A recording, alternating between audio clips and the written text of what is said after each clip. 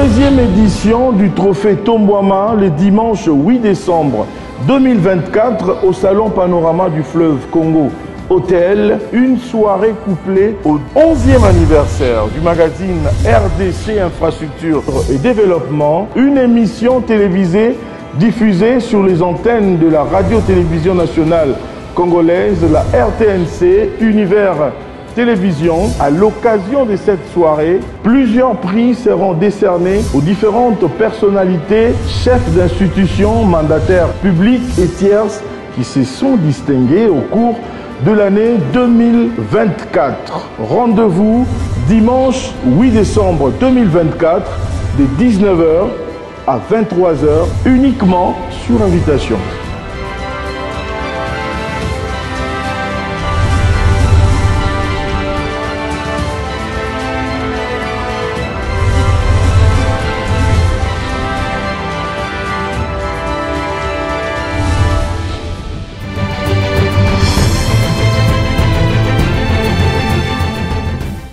Ils sont à Kinshasa pour savoir un peu plus sur l'état d'avancement de différents projets initiés par le chef de l'État dans la province du Kasaï central. La grande équipe de la société civile de la province du Kasaï central, de la ville de Kananga, ils sont à Kinshasa. Ils étaient en face du directeur général du bureau central de coordination, le BSECO, Jean-Mabi Moulumba. Objectif, redevabilité pour en savoir plus sur les différents projets sous la coordination et la supervision du bureau central de coordination.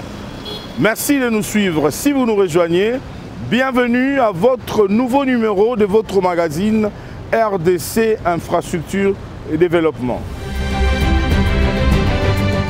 Je vous le disais tantôt au début de mon speech qu'ils sont à Kinshasa. La grande équipe de la société civile de la province du Kasaï central, ici à Kinshasa, pour d'autres dossiers, mais ils ont voulu échanger avec le directeur général du bureau central de coordination, Jean-Mabi Moulumba, pour faire un état des lieux sur la situation des infrastructures de différents projets initiés par le chef de l'État dans la province du Kasaï central. Il s'agit du projet de 42 km de voirie avec la société Safrimex.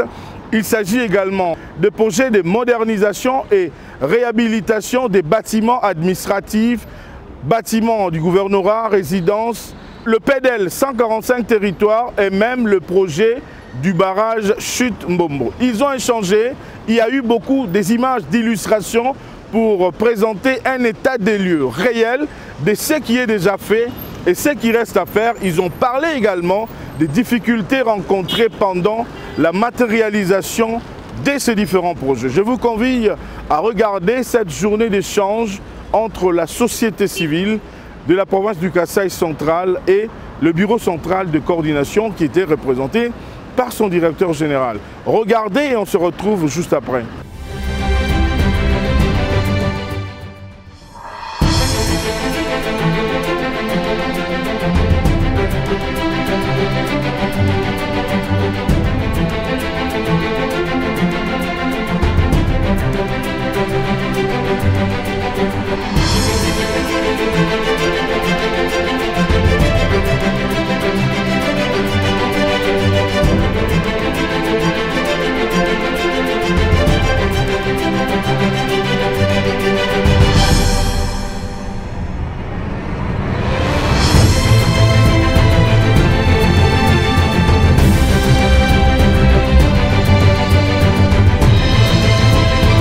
La présentation d'aujourd'hui va tourner autour de points suivants. Je vais d'abord commencer par présenter un bref aperçu de la province du Kasaï central. Ensuite, je parlerai du PEDEL 145 territoires, qui est le programme phare du chef de l'État. Je vais enchaîner par le projet de réhabilitation des bâtiments publics que BSECO est en train d'exécuter dans la province du Kasaï central. Ensuite, j'enchaînerai par les projets de la voirie urbaine de la ville de Kananga, suivi de quelques projets de santé publique. Et enfin, je vais terminer par le projet de la construction du centrale hydroélectrique de Chute Mbombo. Voilà. En quelques mots, voici quelques indicateurs au niveau socio-économique, plutôt au niveau de la province. Au niveau de la province, la population de moins de 18 ans est estimée à 57%. L'espérance de vie, ça sont les indices, les indicateurs de 2016, est estimé à peu près à 53,3 ans. Le taux de non-scolarisation primaire est de 26,9%. Le taux de pauvreté multidimensionnelle est de 95,9%. C'est un taux très élevé. La proportion de la population ayant accès à l'électricité est de 4,8%. Les ménages ayant accès à un point d'eau amélioré est de 21,19%. Les taux de mortalité infantile est de 92,96 pour 1000, ce qui est aussi très élevé. On va passer au premier projet, qui est le programme de développement local de 145 territoires, PDL 145 côtés. Comme vous le savez, ce programme en fait est la réponse du chef de l'État à toutes les doléances reçues lors de ses tournées en province. Donc depuis qu'il est au pouvoir, il est allé rendre visite à nos frères et sœurs qui vivent à l'arrière-pays. Ces derniers lui ont fait part de leurs priorités.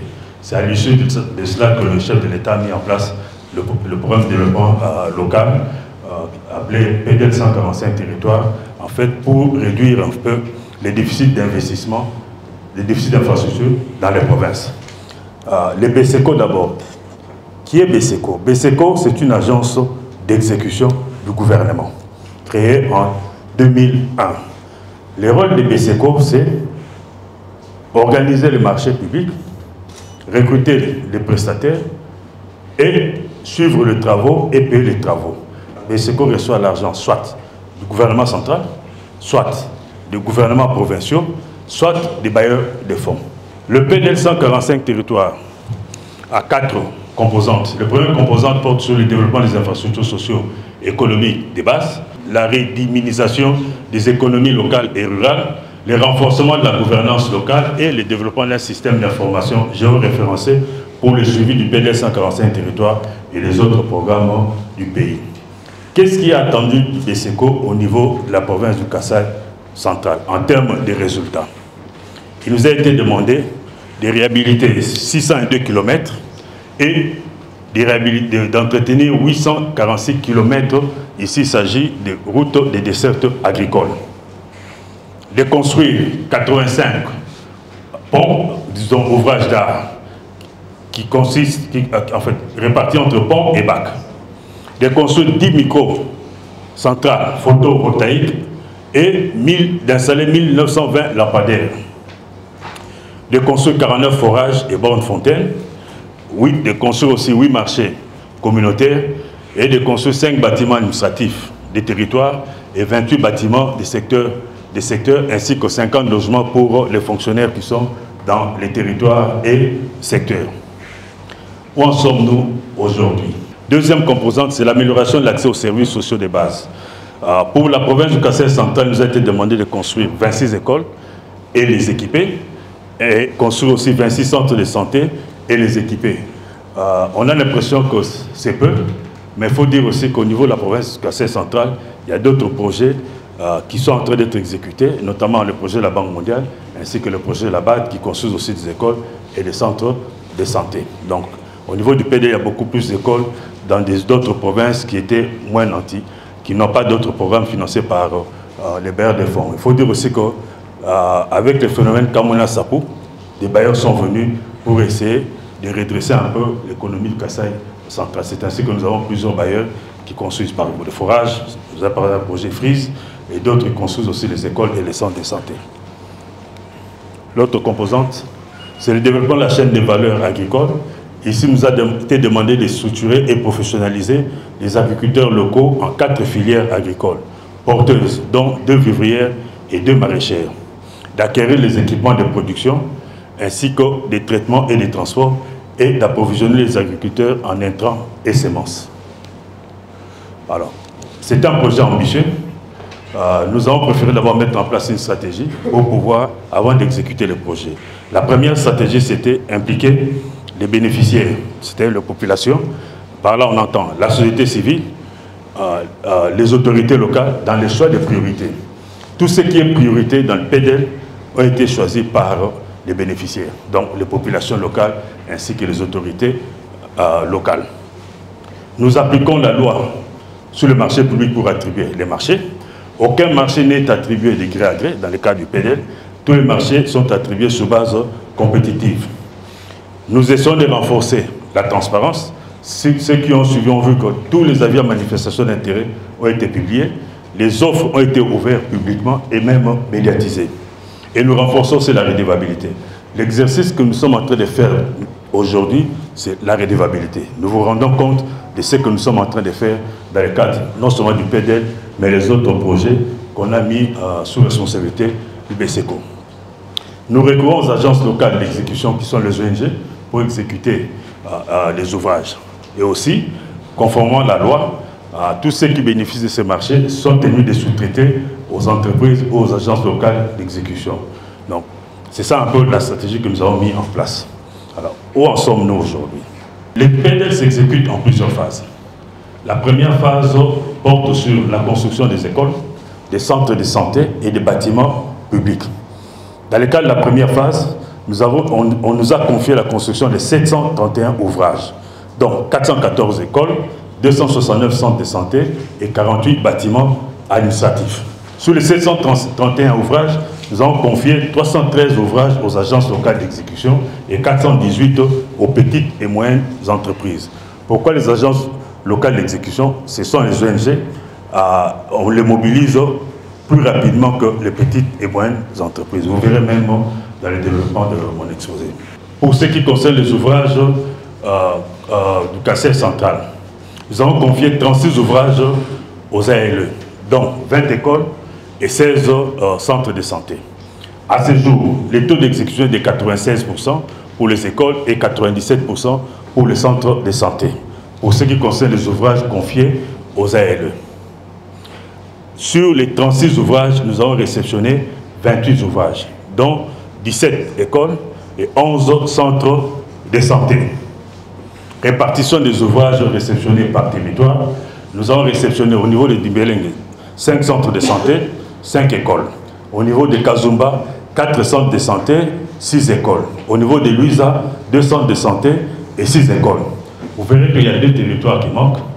Ce sont les territoires d'Indemba et de Dibaya. On m'a souvent attaqué pourquoi est-ce que les travaux sont ralentis. C'est vrai. Les ALE ont été recrutés sur base de leur ancrage. Donc, si vous voulez travailler en Demba, il faut plutôt en Dimbéleng, il faut prouver avoir construit une école ou un centre de santé en Dimbéleng ou à Kazumba. Sans cela, on ne vous donne pas les marchés. Ce qui fait que quand nous avons publié, nous n'avons reçu aucune ONG qui a démontré avoir construit au niveau d'Indemba et de Dibaya. Donc, maintenant, tous les ouvrages d'Indemba et Dibaya ont été confiés aux petites et moyennes entreprises. On passe aux petites et moyennes entreprises. Les petites et moyennes entreprises se sont vues attribuer 21 ouvrages, dont 6 écoles, 10 centres de santé et 5 bâtiments administratifs. À ce jour, nous avons un taux d'exécution de 39% pour les écoles, 27% pour les centres de santé et 46% pour les bâtiments administratifs. Pourquoi ce taux est faible par rapport aux ALE? La première des choses que je l'ai souligné, il n'y a pas eu d'ALE qui ont soumissionné pour Ndemba et Dibaya, ça c'est un. 2, le processus de recrutement des petites et moyennes entreprises est plus long que le processus de recrutement des ALE. Nous avons mis 15 mois pour mobiliser les ALE. Après ces 15 mois, nous avons signé le contrat, les ALE, plutôt le PME. Après ces 15 mois, nous avons signé le contrat. Les PME avaient l'obligation de nous amener des garanties bancaires pour qu'on leur paye les avances de démarrage des travaux. Vous connaissez la situation financière des entrepreneurs congolais. La grande difficulté que ces entrepreneurs ont, c'est l'accès au financement. Et nous nous sommes battus au niveau du gouvernement jusqu'à ce qu'on allège les conditions. Aujourd'hui, les garanties livrées par les compagnies d'assurance sont acceptées dans les marchés publics. C'est ce qui a fait que les petites et moyennes entreprises ont pu avoir les avances de démarrage pour commencer les travaux. L'autre phénomène aussi au niveau de Ndemba. Vous venez de là, ça fait presque une année, il n'y avait plus de pont entre Kananga et Ndemba. Le lieu d'approvisionnement des entreprises, c'était Kananga. Heureusement, merci. Il y a quelques mois, un de nos frères vient de construire un pont. J'espère que les choses vont reprendre. L'autre difficulté qui concerne maintenant tout le monde, nous attendions l'argent additionnel du gouvernement pour poursuivre les travaux depuis juin 2023. Ce n'est qu'au mois d'octobre que le ministre vient de donner un acompte pour relancer les travaux. Dans toutes les provinces, dans tous les territoires, que ce soit ceux qui sont supportés, appuyés par les BCECO, ou la CFF, ou les PNUD, qui sont les deux autres agences d'exécution, tous les travaux concernant PDL étaient au ralenti. Vous avez suivi dans les médias, les PDL étaient au ralenti, ainsi de suite. C'est parce que le gouvernement n'avait pas mis l'argent à notre disposition. Maintenant que nous avons l'argent, je pense que j'ai signé presque tous les chèques pour les entreprises et les PME qui retardent, plutôt les PME et les ALE qui sont en retard pour relancer les travaux. Je pense que dans les semaines qui suivent, les travaux vont répondre. On va vous montrer quelques réalisations des ouvrages construits dans le cadre du PDL par le BCECO. Tu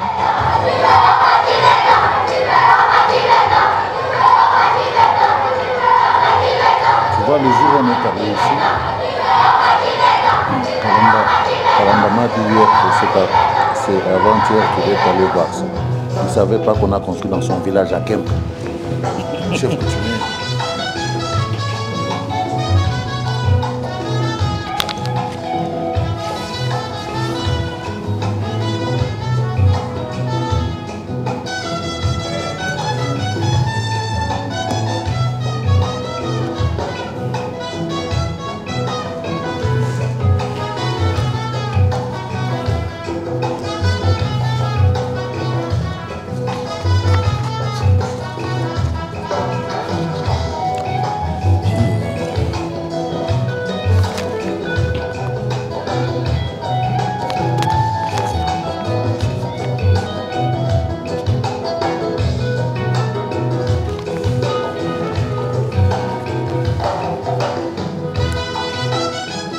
Le deuxième bloc que nous venons de signer avec l'entreprise Safrimex depuis le 27 septembre, qui représente à peu près 41,536 km.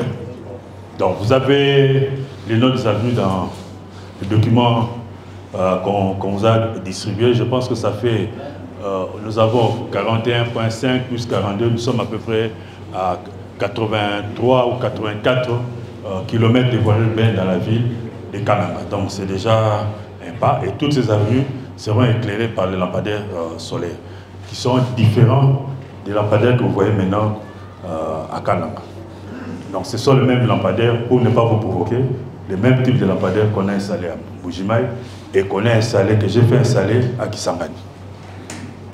Ça c'est la route de l'aéroport, dans les 11 km qui part de la cathédrale jusqu'à l'aéroport. Les travaux sont démarrés, ça fait 11 km, donc je pense qu'en moins d'une année, cette route-là pourrait être asphaltée et améliorer l'image de marque de la ville de Kananga.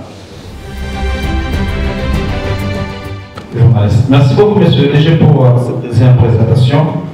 Je voudrais revenir un peu tout par là. Comment est-ce que les écoles, pour les construire, il faut prendre beaucoup de temps, parce qu'il y a beaucoup de bâtiments. Qu'est-ce qui fasse que les écoles finissent avant? Un petit bureau et une école qui peut prendre beaucoup de temps. Et aussi, monsieur le directeur, dans tout ce que vous avez parlé, jusqu'après, je ne sais pas si c'est un secret, on ne sait pas les coûts. C'est pas par exemple nous avons financé l'argent maintenant nous avons eu les coûts de ces travaux, c'est combien. Là on voit que les écoles, on voit que les bâtiments construits, on ne sait pas comprendre. Par exemple, cette école nous a pris 10 000 francs, cette école nous a pris 5 000 francs, on ne sait pas. Et aussi la dernière préoccupation pour terminer, c'est surcharger aussi l'entreprise qui construit, par exemple Safrimex, qui construit à Kananga des routes. Mais comment est-ce que nous pouvons espérer à ce que les travaux qu'ils ont déjà amorcés aillent plus vite? On les surcharge avec d'autres travaux. Ce sont les mêmes engins qui font la voirie telle que l'on leur avait confié, mais on les confie encore d'autres projets. Est-ce que ça ne va pas faire à ce que le premier projet qui a été confié ne se termine pas? Je prends le cas, le plus récent, c'est la l'avenue Louloua, qui part de Notre-Dame jusqu'à l'aéroport. C'est Safrimex qui exécute ces travaux. Pendant que Safrimex à un autre projet qui n'a pas encore fini, mais on le surcharge encore à un autre projet. Vous ne voyez pas aussi que dans ce sens-là, c'est aussi prenant à ce que les travaux ne se finissent pas dans les délais. Merci. Safrimex a commencé avec le premier 42 km. Tous les travaux nécessitant des gros engins sont finis. Maintenant, ce qui reste, c'est l'asphaltage. Pour l'asphaltage, on a besoin des camions. Et sur le plan financier, Safrimex a une capacité financière forte.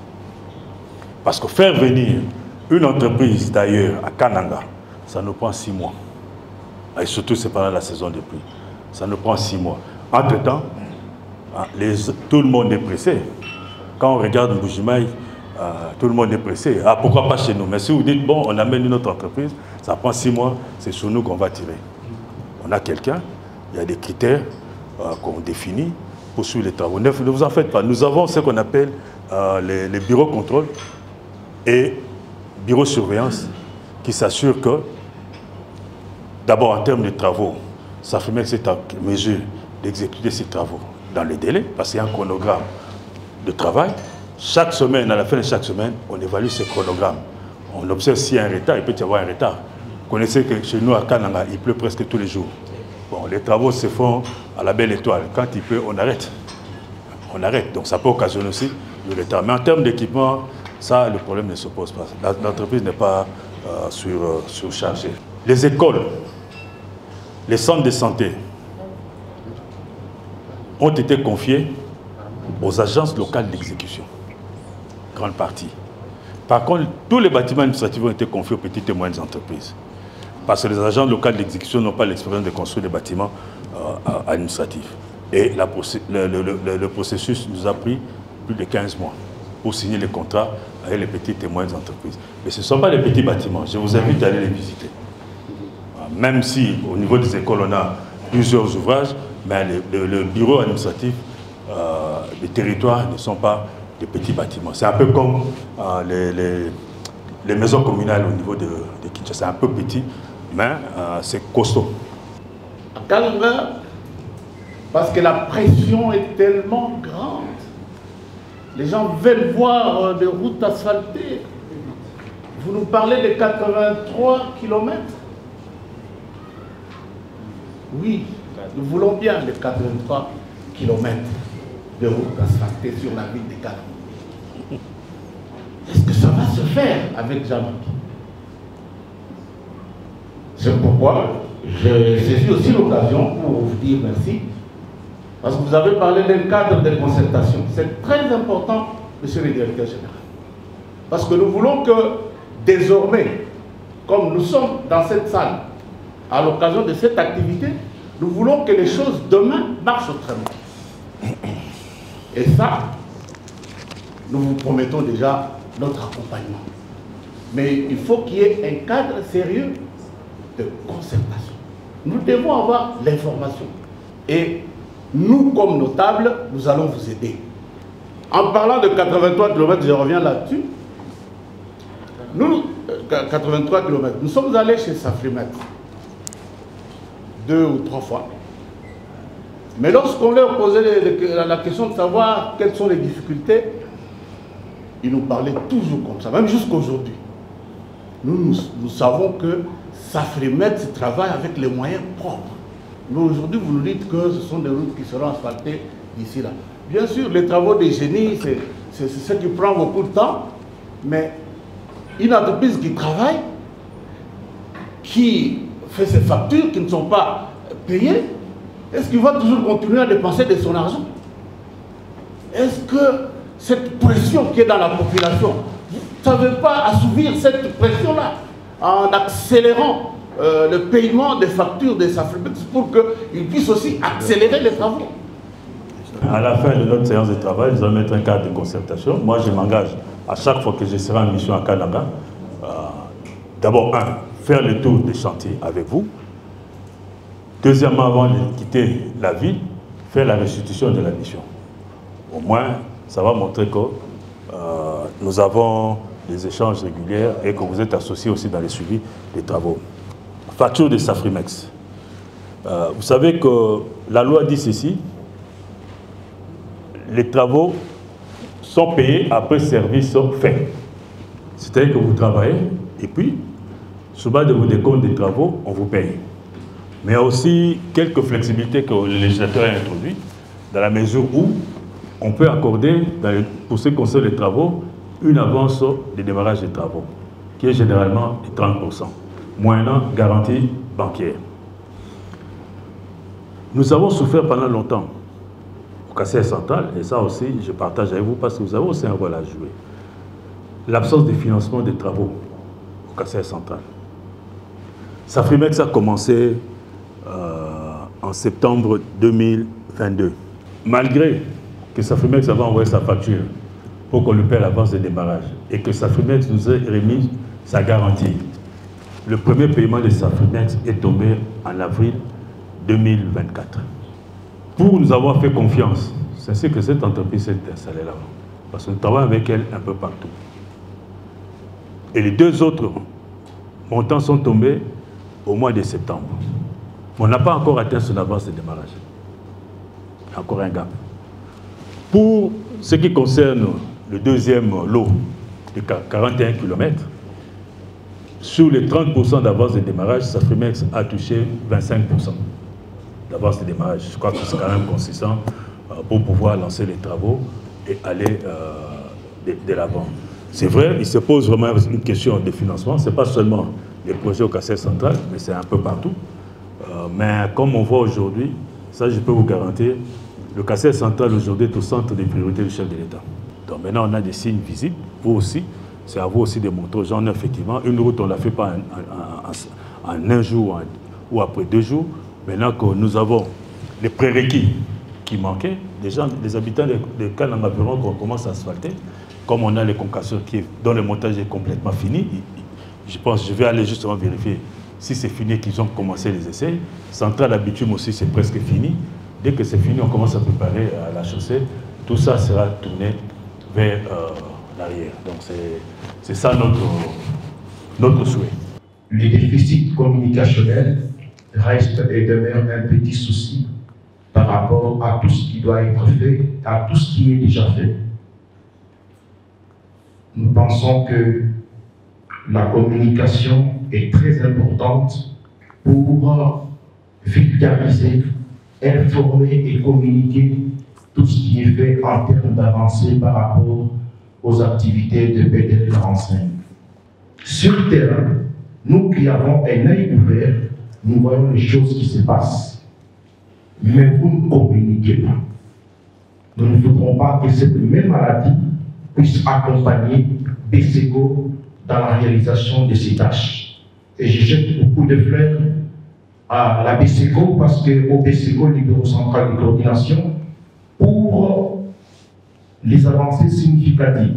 Nous avons vu le bâtiment, la résidence du gouverneur, ainsi que la mairie. C'est tout le monde qui regarde et c'est tout le monde qui apprécie. C'est vrai que nous attendons la finition de ces travaux, ainsi que les remises en bijoux, en fait que nous puissions nous rendre compte que réellement BCECO a fait un travail d'évident au Kassai central. Mais sans pour autant tergiverser, je passe par une préoccupation qui est importante. Je pensais peut-être que les femmes qui sont dans cette salle pouvaient peut-être élever leur voix et en parler. Ici, je suis dans Mako, en tant que coordonnateur provincial de la cellule technique mixte de la masculinité positive pour les Kassai central. Je voudrais un peu demander si, dans la réalisation des travaux, aménagement, construction et consorts, si le BCECO peut implémenter sur ce qui est déjà programmé la construction de la division du genre pour les Kassai central. Et pourtant, le chef de l'État, c'est le champion de la masculinité positive. Je formule une demande que le BCECO puisse implémenter un cadeau à l'égard des femmes de la province. Moi, je vous invite à aller voir le ministre du Genre, que je reçoive une requête du ministre. Ce qui pourra justifier à ce que j'aille voir le ministre des Finances en disant, bon, voici la requête que j'ai reçue de votre collègue, du genre qui aurait souhaité qu'on construise un bâtiment, une division provinciale du genre à Kananga. En tout cas, moi, je suis disposé à vous accompagner. Voilà. Alors, la communication, le déficit communicationnel, comme vous l'appelez, on n'aura jamais communiqué assez. On ne communiquera jamais assez. Quand nous allons à Kananga, nous réalisons que ce soit la société civile, que ce soit les journalistes, nous faisons le tour des chantiers, nous communiquons, nous faisons la restitution, nous faisons des émissions. M. Alain Moutoubou, il est derrière, il me coûte même cher. Il diffuse sur la RTNC, parfois pendant 2 semaines, les réalisations de Bességo à Kananga ou à Mojimaï. Mais est-ce que les gens suivent? Dans les réseaux sociaux, on les diffuse, ça n'intéresse pas les gens veulent seulement déformer, ainsi de suite. Mais c'est votre rôle aussi. C'est votre rôle de faire les relais. Vous avez les informations, au moins vous allez diffuser des vraies informations. Amener la vérité sur la place publique. Donc, la communication, c'est l'affaire de tous. Et puis, arrêtons de parler du mal de notre province. Quand je vais à la province, aujourd'hui, je travaille à la Tchouapa. Quand je vais à Kisangani, le gouverneur appelle les 3 autres gouverneurs, de Bas-Juré, Haut-Juré et Ituri. Avant de les amener, il dit, est-ce que vous faites la même chose à Bouta? Vous faites la même chose ici? Vous faites la même chose à Bounia? Et puis, on fait des réunions ensemble. Là, on parle de la Grande Orientale. Mais nous, seulement les Kassai Central, on ne va pas parler du Kassai Central. Il n'y a que le Kassai Central. Là, on a encore la ville de Kananga. On est que la ville de Kananga. Ce n'est pas seulement avec là, les problèmes de la voiture qu'on règle tous les problèmes de la province. Nous avons la route Kamoucha. Aujourd'hui, ce n'est plus Kinshasa, c'est Kamoucha Kananga. Ça fait combien d'années? Vous êtes allé inspecter, voir. Pourquoi est-ce que cette route-là, jusqu'à aujourd'hui, on ne finit pas? C'est moins de 120 km. Pourquoi ça ne se termine pas? Comment désenclaver le Kassai? Le train ici, en débat. Il n'y a plus de train, ne peut plus passer, d'érosion. Pourquoi vous n'interpellez pas la SNCC? Nous avons une solution palliative. La route, il est beau, Kananga, 374 km. On peut la faire en terre, avec des produits stabilisants. Mais les bateaux vont amener du gros tonnage au port d'Ilebo, au Kananga. Au Kananga peut évacuer aussi par le port d'Ilebo. On n'en parle pas. On voit seulement la voirie. Donc il faut voir le développement dans son ensemble. Nous allons maintenant évoquer le volet santé. Sur ce volet, nous avons la charge de construire et de moderniser la morgue de l'hôpital général de référence de Kananga, mais également de moderniser et de réhabiliter l'hôpital général de référence de Kananga, les cliniques universitaires ainsi que le laboratoire. Je pense que vous savez tous que la morgue, déjà, la construction est presque à la fin. C'est une morgue moderne qui comprend 54 à peu près chambres, qui aura 3 sources d'alimentation énergétique. Donc nous avons la SNEL, le groupe électrogène, et nous avons un champ solaire qui représente à peu près 150 kVA. Donc c'est pour nous rassurer en fait qu'il n'y aura pas de rupture en fourniture d'énergie électrique. Ce qui reste aujourd'hui, c'est détruire l'ancienne morgue. Je pense que depuis samedi, on ne reçoit plus le corps. C'est détruire et puis faire l'aménagement extérieur et puis raccorder l'eau et l'électricité. Donc c'est tout ce qui reste pour qu'on rende cette morgue-là opérationnelle. Pour ce qui concerne les travaux de réhabilitation et modernisation de l'hôpital général de référence, ainsi que le laboratoire et les cliniques, les études sont finies. Maintenant, nous sommes en train de discuter avec un prestataire pour lancer les travaux. Donc, nous aurons un laboratoire moderne, mais aussi nous aurons un grand centre d'imagerie dans cet hôpital. Nous aurons des scanners, la radio, les équipements d'échographe, mammographie, ainsi de suite. Donc, au moins, il y aura moins de déplacements des cas en avait Kinshasa pour se faire soigner. Voilà ce que je peux dire à ce stade. Maintenant, on passe au dernier volet. Bon, ça nécessite un peu notre sagesse. Ça concerne l'électrification du Kassai central, qui est aujourd'hui un grand défi. Pour la petite histoire, au mois de juillet 2023, lors de la visite du chef de l'État à Kananga.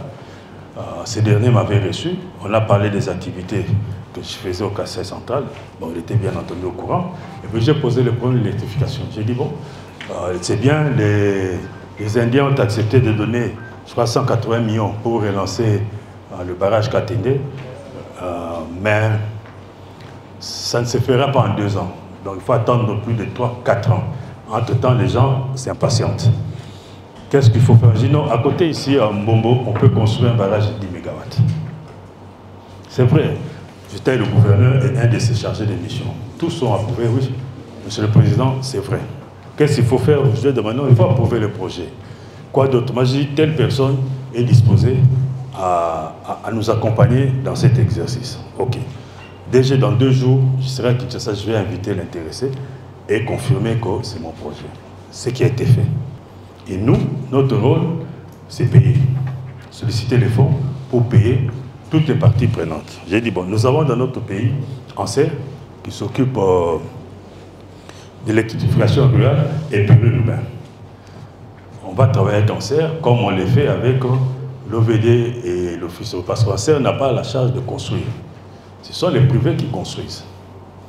Nous avons signé un protocole d'accord, on vous l'a distribué, qui décrit les responsabilités des uns et des autres. C'est l'occasion aussi pour que, enfin, les fils du Kasaï central se mettent ensemble pour contribuer au développement de la province. Au lieu qu'on aille de l'avant, que ce projet fasse en sorte qu'on soit unis, malheureusement, ce projet nous a divisés.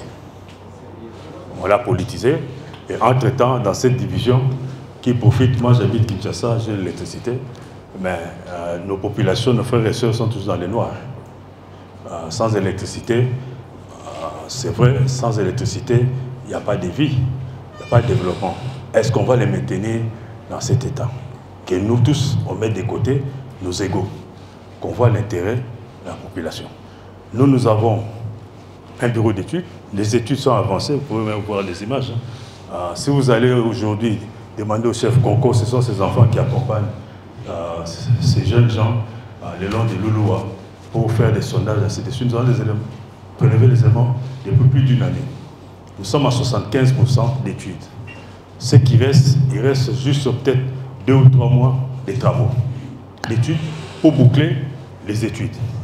Les termes de référence pour recruter ces cabinets ont été validés par ANSER. Donc, une fois les études finies, c'est ANSER qui va valider les études.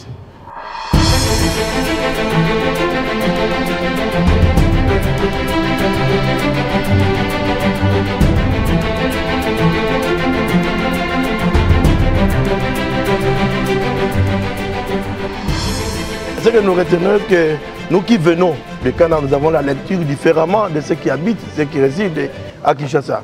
Tout ce qui nous a montré, c'est ce que nous avons vécu, tout ce que nous avons vu au Kasaï. Le bâtiment au niveau du gouvernorat, là où le gouverneur travaille, il y a la résidence du gouverneur, il y a le bâtiment de la mairie, il y a aussi le bâtiment pour les députés provinciaux. Ça, ce sont des histoires palpables que nous, en venant, nous avons vu, nous avons palpé. Il nous a présenté PDL 145, nous-mêmes nous étions, parce que nous étions à Luisa. Nous avons vu ce que Beseko a pu réaliser et ce qui est encore en cours. À Djimbélenge, les 5 centres, 5 écoles déjà terminées. Eh bien, nous avons vu tout ce qu'on a échangé, c'est tout ce que nous-mêmes, en provenance de Kananga, nous avons palpé. Et nous lui avons aussi demandé de faire mieux. Faire mieux, c'est que les travaux qui sont encore en cours doivent être rapidement terminés pour qu'on puisse nous remettre les ouvrages. Merci de nous avoir suivis. C'était un grand plaisir de vous savoir très nombreux devant vos petits écrans. Pour rappel, si vous venez de nous prendre en cours, nous avons présenté la situation d'avancement de différents projets dans la province du Kasaï central, le projet initié par le chef de l'État, Félix-Antoine Tshisekedi Tshilombo. Le rendez-vous est pris pour le prochain numéro. Restez scotchés à nos programmes, mais nous tenons à vous annoncer officiellement aujourd'hui que le 8 décembre, le dimanche 8 décembre, nous serons au Fleuve Congo Hôtel pour célébrer les 11 ans d'existence de votre magazine RDC, Infrastructure et Développement, mais aussi la deuxième édition du trophée Tombouama, un trophée qui est né 10 ans après l'existence de votre magazine RDC, Infrastructure et Développement. On se retrouve prochainement, restez scotchés à nos programmes. La semaine prochaine déjà, nous serons dans le Lualaba, à Kolwezi, pour vous présenter les différentes réalisations qui s'enregistrent dans cette partie de la République démocratique du Congo, cette province qui est dirigée par une dame, Fifi Masuka Saini, une dame qui réalise un travail extraordinaire.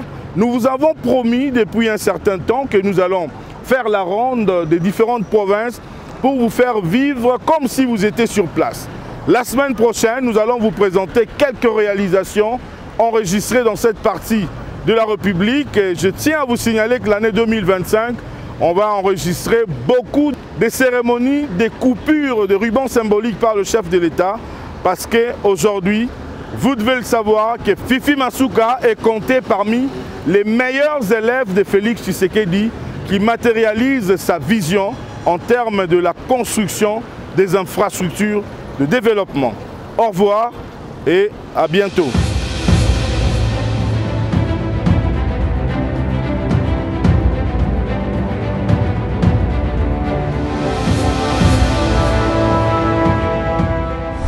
Deuxième édition du trophée Tombouama le dimanche 8 décembre 2024 au Salon Panorama du Fleuve Congo Hôtel. Une soirée couplée au 11e anniversaire du magazine RDC Infrastructure et Développement. Une émission télévisée diffusée sur les antennes de la radio-télévision nationale congolaise, la RTNC, Univers Télévision. À l'occasion de cette soirée, plusieurs prix seront décernés aux différentes personnalités, chefs d'institutions, mandataires publics et tierces qui se sont distingués au cours de l'année 2024. Rendez-vous dimanche 8 décembre 2024 de 19h à 23h uniquement sur invitation.